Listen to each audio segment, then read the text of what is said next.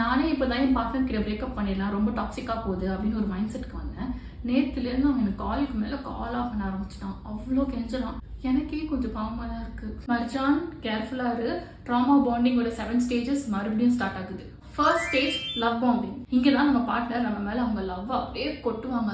பயங்கரமாக ரொமான்ஸு, காம்ப்ளிமெண்ட்ஸு, கிஃப்ட்ஸுன்னு அப்படின்னு சூப்பராக போகும். அப்புறம் செகண்ட் ஸ்டேஜ்.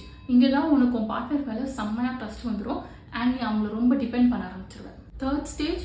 இங்கே தான் அவங்க உன்னை கிரிட்டிசைஸ் பண்ண ஸ்டார்ட் பண்ணுவாங்க. அவங்க கிரிட்டிசைஸ் பண்ணி உன்னோட கான்ஃபிடென்ஸ், செல்ஃப் எஸ்டீம் எல்லாமே பயங்கரமாக அடி வாங்கிடும். அப்போ fourth stage manipulation and gas lighting. So அவங்க உன்னை கிரிட்டிசைஸ் பண்ணும்பொழுது, நீ அவங்க கொஸ்டின் பண்ண ஆரம்பிக்கும் பொழுது அவங்க வந்து பயங்கரமாக பொய் சொல்ல ஆரம்பிப்பாங்க. எந்த தப்புமே அவங்களுக்கு இல்லை அப்படின்றத ப்ரூவ் பண்ண நினைப்பாங்க.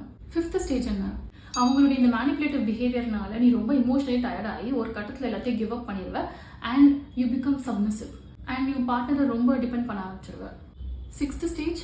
இந்த ஸ்டேஜில் உங்களோட சென்ஸ் ஆஃப் செல்ஃபையே இழந்துருவ. உனக்கு எது சரி எது தப்புன்னு தெரியாது, எதை நம்பலாம் எதை நம்பக்கூடாதுன்னு கூட தெரியாம ஆயிடும்.